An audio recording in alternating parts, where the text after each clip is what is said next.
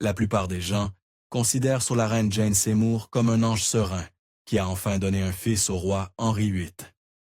Malheureusement, son histoire réelle est bien plus sombre. L'enfance de Jane Seymour était tout sauf ordinaire. Elle est née vers 1508, fille de l'honorable et respecté Sir John Seymour et de son épouse, Margery. En fait, son lieu de naissance était probablement le célèbre Wolf Hall, ce qui en dit long sur la cuillère d'argent qu'elle avait dans la bouche. Les Seymour étaient une famille incroyablement ambitieuse, avec des aspirations aussi hautes que possible. Les frères de Jane, Edward et Thomas deviendraient finalement des conseillers proches du roi Henri, et guidaient souvent leur sœur naïve dans les subtilités de la politique et de la séduction des hommes puissants. Heureusement pour eux, leurs efforts ont porté leurs fruits au centuple. Cependant, les choses auraient bon pu se passer complètement différemment pour Jane Seymour. Jeune femme, Jane a failli épouser William Dormer, le fils de Sir Robert et Lady Dormer. Cela s'est terminé de manière déchirante. Ironiquement, la mère de William a annulé leur fiançailles, car elle estimait que Jane n'était pas assez noble. Jane est entrée en contact avec le roi Henri VIII d'une manière scandaleuse. Elle a commencé comme dame d'honneur de la première reine, Catherine d'Aragon, alors qu'elle était encore dans la fin de son adolescence ou au début de la vingtaine. À ce moment-là, la relation entre Henri et Catherine était en ruine, car elle ne lui avait toujours pas donné d'héritier mâle. En bref, il ne fallut pas longtemps à la jeune Jane pour réaliser qu'elle était entrée dans un nid de serpents. Il serait romantique de dire que le roi Henri est tombé amoureux de Jane au premier regard, mais ce n'est pas du tout ce qui s'est passé. Pendant ses premières années de service, Henri était plutôt follement épris d'Anne Boleyn. En effet, la pauvre Jane observait depuis les coulisses tandis qu'Henri divorçait de Catherine, l'ignorait et épousait Boleyn en 1533. Anne était désormais reine d'Angleterre, mais pas pour longtemps. Bien qu'Anne Boleyn ait eu une aura ensorcelante, Jane Seymour n'était pas en reste dans le domaine de la beauté, même si certains la décrivaient comme peu attrayante. Un autre lui attribua un éclat en la qualifiant de « la plus belle de toutes les épouses du roi ». Étant donné qu'il en eut 6, c'est tout un compliment. Quant à la personnalité de Jane, là où Anne était sombre et mystérieuse, Jane exudait une confiance discrète qui s'insinuait sous votre peau avant que vous ne vous en rendiez compte. Un contemporain la décrivit comme « la femme la plus douce que j'ai jamais connue », et elle gagna le surnom de « Pacifique » pour son apparente sérénité à la cour. Malgré son tempérament doux, Jane savait jouer le jeu des trônes, et elle connaissait parfaitement les rouages pour survivre à la cour cruelle d'Henri. Elle a même trahi Catherine d'Aragon, de manière égoïste. Bien qu'elle ait toujours apprécié Catherine, elle passa sans heurts au service d'Anne Boleyn lorsque celle-ci devint reine. Comme par hasard, c'était l'endroit idéal pour séduire un roi. Très tôt dans son mariage avec Anne, le roi Henri VIII se rendit au domicile des Seymour pour une visite officielle et passa du temps à discuter avec la famille. Certains disent que c'est là que Jane attira enfin son attention. Si c'est vrai, Henri nourrit un faible pour elle pendant des mois avant de passer à l'acte. Bien qu'Henri fût initialement épris d'Anne, les bons moments ne durèrent pas, tout comme avec Catherine avant elle, qui n'avait pas donné l'héritier mâle qu'il désirait ardemment. Et bientôt, le regard du roi se tourna à nouveau vers Jane Seymour. Il aimait visiblement ce qu'il voyait. Et en 1536, toute la cour savait qu'il la poursuivait. C'est là que les choses devinrent vraiment compliquées. Quand le roi Henri VIII remarqua enfin Jane, elle avait environ 27 ans, en pleine maturité féminine. Du moins, c'est ce que pensait Henri. La société, cependant, avait une autre opinion. Comme les femmes mûrissaient tôt, se mariaient rapidement et mourraient souvent jeunes, l'âge de Jane la plaçait fermement dans la zone dangereuse des vieilles filles, ce qui suscitait des soupçons scandaleux. Un ambassadeur à la cour d'Henri mit en doute les intentions de Jane et formula une accusation accablante. Il affirma qu'il était impossible que Jane soit encore vierge après avoir passé tant de temps dans les palais d'Henri. Il insinua même qu'Henri voulait Jane ainsi, car cela lui donnerait des motifs de divorce plus tard. Comme nous le verrons, il avait peut-être à moitié raison. À bien des égards, Jane était très différente des autres épouses d'Henri. Bien qu'issue d'une famille noble, elle était de rang inférieur à Catherine d'Aragon et Anne Boleyn. Et son éducation n'était pas aussi avancée. Au lieu de maîtriser les langues et la littérature, elle savait à peine lire et écrire. Mais cela ne l'arrêta pas. Insatisfait de son mariage avec Anne, Henri VIII commença à flirter avec Jane lors des événements et bals de la cour. En réalité, c'était plus que du flirt. Il la couvrait de cadeaux coûteux, tout cela dans le dos d'Anne Boleyn. Dans un style typiquement narcissique, il offrit même à Jane un médaillon magnifiquement ouvragé, contenant son propre portrait. Jane pouvait sembler douce à l'extérieur, mais elle savait frapper là où ça faisait mal. Elle affichait presque ouvertement son flirt avec Henri devant Anne. Et elle ne le faisait pas avec grâce. Un jour, elle commença même à ouvrir et fermer son médaillon de manière désinvolte devant Anne, laissant la reine entrevoir le visage d'Henri autour de son cou. La réaction d'Anne fut mémorable. Anne n'avait pas la réputation de comportement raffiné de Jane. Et sa réaction fut loin d'être sereine.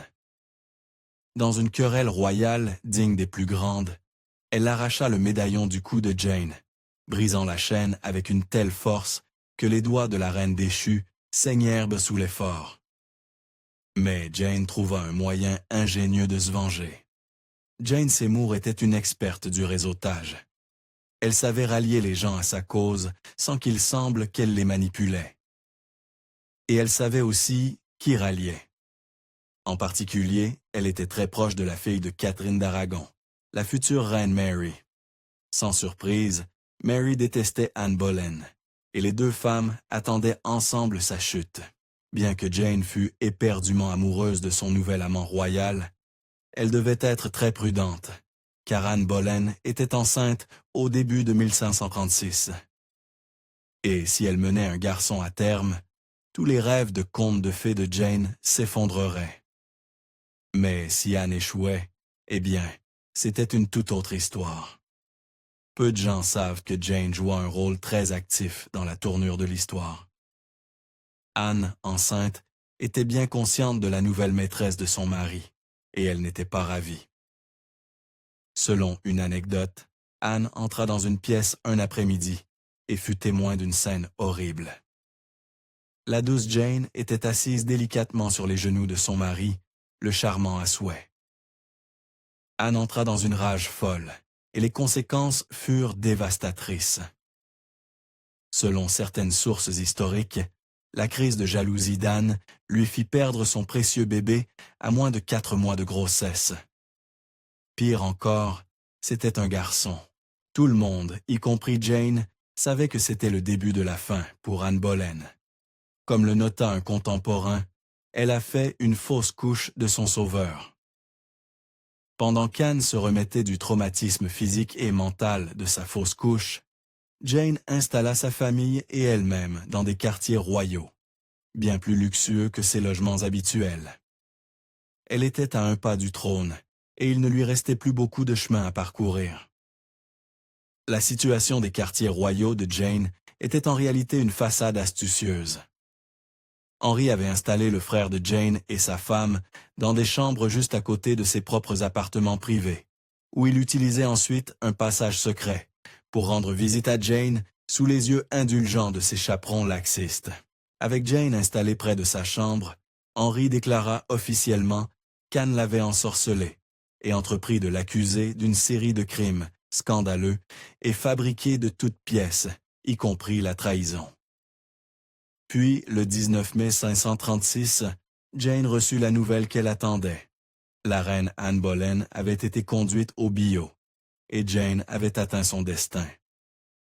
Le roi Henry et Jane Seymour n'attendirent de même pas que le corps d'Anne refroidisse pour déclarer leur amour. Littéralement. Le nouveau couple royal se fiança le 20 mai 1536, un jour après l'exécution d'Anne Boleyn. Certes, c'est assez de mauvais goût, mais ça allait devenir encore plus vulgaire. Le roi Henry et Jane officialisèrent de leur union 10 jours plus tard, se mariant lors d'une cérémonie relativement privée au palais de Whitehall le 30 mai. Mais quand on épouse un roi maudit, on est maudit en retour. Jane était certes assez séduisante pour Henry, mais il l'avait peut-être épousée pour une toute autre raison. Elle venait d'une grande famille qui avait eu 9 enfants, et le roi Henry espérait que Jane se révélerait moitié aussi fertile lorsqu'elle deviendrait mère. Le début du règne de Jane fut un mauvais présage pour le reste de son histoire tragique. Bien qu'Henry souhaitât organiser un couronnement pour elle, la peste ravageait Londres à ce moment-là, et il repoussait sans cesse l'événement pour des raisons de sécurité. Cependant, certains experts disent que le roi temporisait simplement jusqu'à ce que Jane lui donne un fils. La reine Jane décréta que ces dames d'honneur devaient bien se conformer à un code de conduite où elles devaient être chastes et ne penser qu'à, je cite, « servir Dieu et être vertueuses ». Rappelons que Jane avait commencé comme dame d'honneur avant de devenir la maîtresse d'Henry, ce qui explique peut-être une certaine insécurité vis-à-vis de son mari. Mais elle alla encore plus loin. En plus de supprimer les fastueuses fonctions de cour qu'Anne Boleyn adorait, Jane tenta pratiquement d'effacer Anne elle-même. Boleyn était célèbre pour son sens de la mode élégant, inspiré des styles français. Eh bien, Jane les interdit. Oui, on peut interdire des vêtements quand on est reine. Et Jane avait encore d'autres exigences bizarres à venir. La reine Jane connaissait sa valeur, et elle insistait pour que ces dames d'honneur passent par une série d'épreuves, rien que pour avoir l'honneur de paraître devant elle. Pour se présenter devant la reine, une femme devait porter une ceinture de perles, comportant au moins 120 gemmes précieuses. Sinon, Jane refusait tout simplement de les regarder. Jane savait que son devoir en tant que reine était de satisfaire le roi Henry dans la chambre à coucher, puis dans la salle d'accouchement, et 6 mois après son mariage royal, elle était enceinte de l'enfant d'Henry. Enfin, c'était au tour de Jane Seymour de prouver au monarque Tudor qu'elle n'était pas comme les autres femmes, mais elle allait avoir une mauvaise surprise. Quelle que soit l'euphorie que Jane allait pu ressentir, elle disparut rapidement. Elle finit par faire une fausse couche. Assez douloureusement, elle perdit l'enfant autour de Noël 1536, ce qui est un cadeau de Noël absolument affreux. Pourtant, Jane avait une volonté de fer, et elle ne perdit pas de temps pour retourner dans le lit d'Henry. Moins d'1 mois plus tard, elle était à nouveau enceinte, et celle-ci allait changer l'histoire. La grossesse de Jane augmenta la pression royale au centuple. Henry avait déjà divorcé d'une épouse, et en avait fait décapiter une autre pour ne pas lui avoir donné d'héritier mâle. Et son unique fils illégitime mourut la même année où ils se marièrent. Sa vie dépendait littéralement du sexe de l'enfant, ce qui lui donnait de solides raisons de prier désespérément pour un garçon. Le roi Henri VIII ne ménagea aucun effort pour garder Jane heureuse, confortable et en bonne santé pendant sa seconde grossesse. Quand la reine commença à avoir envie de caille, le roi fit venir les meilleurs oiseaux pour satisfaire ses envies de minuit. Mais elle dut aussi endurer des traitements plus sombres. Henri était absolument déterminé à éviter une autre fausse couche, et il dispensa Jane de toutes ses fonctions publiques dès l'été 1537, la forçant à mener une vie terriblement solitaire. Elle n'avait presque plus d'engagements sociaux, et ses journées étaient remplies de médecins et de sages-femmes plutôt que d'amis. En septembre, elle était en confinement total, attendant la naissance de son enfant. Jane entra en travail, début octobre 1537, mais rien ne se passa comme elle l'avait prévu. Les historiens pensent peut-être aujourd'hui que son bébé était mal positionné. Et l'accouchement fut une épreuve terrifiante et douloureuse durant 2 jours et 3 nuits. Tout cela en sachant qu'elle pourrait rendre son dernier souffle. Cependant, à 2 heures du matin, le 12 octobre 1537, Jane Seymour donna enfin naissance à son enfant. Quand le bébé entra dans le monde, c'était un garçon en bonne santé. Jane et le roi nommèrent l'enfant Edward VI. La médecine du XVIe siècle avait encore beaucoup de progrès à faire, et il est difficile de déterminer ce qui a mal tourné après le long accouchement de Jane Seymour. Tout ce que nous savons avec certitude, c'est que cela a très mal tourné. Le 16 octobre, quelques jours seulement après avoir donné naissance, des récits décrivent Jane souffrant d'une faiblesse. C'était le premier signe de la fin. Bien qu'elle se soit rétablie pendant quelques jours, le vendredi 19 octobre, elle était gravement malade, et sa santé ne fit que décliner pendant le week-end. Le lundi, ses proches le savaient qu'elle était en grand danger, au point que le roi Henri se précipita à son chevet la nuit suivante. Ce fut son dernier adieu. À l'époque, de nombreuses théories tentèrent d'expliquer de quoi souffrait Jane après l'accouchement. Le mystère persiste aujourd'hui, mais il y a des indices troublants. Certains historiens modernes pensent que Jane aurait pu contracter une infection bactérienne, tandis que d'autres suggèrent qu'elle aurait retenu un placenta. Mais la preuve la plus convaincante vient d'un rapport de son époque. Le seul bulletin contemporain sur la maladie de Jane blâmait, je cite, « ceux qui étaient autour d'elle, et l'avaient laissé prendre froid et manger des choses que son imagination, dans sa maladie, réclamait. » En d'autres termes, elle avait un rhume et ne pouvait pas manger correctement. Selon l'experte des Tudors, Alison Weir, ce document indique que la maladie de Jane aurait pu commencer de manière assez anodine par une intoxication alimentaire. Après tout, cela expliquerait l'attention portée au type d'aliments que Seymour consommait à l'époque. Mais concernant le grand froid, Weir propose une explication bien plus complexe. Le froid de Jane, argue Weir, pourrait en réalité avoir été les signes d'une embolie qui se serait logée dans son cœur, surtout si Jane, déjà affaiblie, se précipitait aux toilettes pour vomir à cause de son intoxication alimentaire. L'embolie aurait pu causer un essoufflement et d'autres symptômes qui auraient pu être confondus avec un rhume. La partie la plus triste de tout cela est que l'embolie n'aurait pas nécessairement été fatale. Jane a simplement eu de la malchance. Quoi qu'il en soit, la fin était proche. Le 24 octobre 1537, Jane Seymour s'éteignit dans son lit à 2 heures du matin, presque à l'heure exacte où elle avait donné naissance à son fils tant désiré, Edward, quelques jours plus tôt. À 29 ans, Jane fut reine d'Angleterre pendant moins de 2 ans, et tous ses efforts l'avaient laissée froide dans son lit d'accouchement. Même le sans-cœur Henri était si accablé par la disparition de Jane qu'il pouvait à peine y faire face. En fait, pour la première fois de sa vie, il pleurait activement une épouse. Henri porta le noir pendant 3 mois entiers. Il retarda même son remariage pendant 2 ans après la mort de Jane. Mais il fallut une décennie pour son hommage le plus déchirant. Quand Henri mourut en 1547, presque exactement 10 ans après la mort de Jane, son dernier souhait fut que ses proches l'enterrent à ses côtés.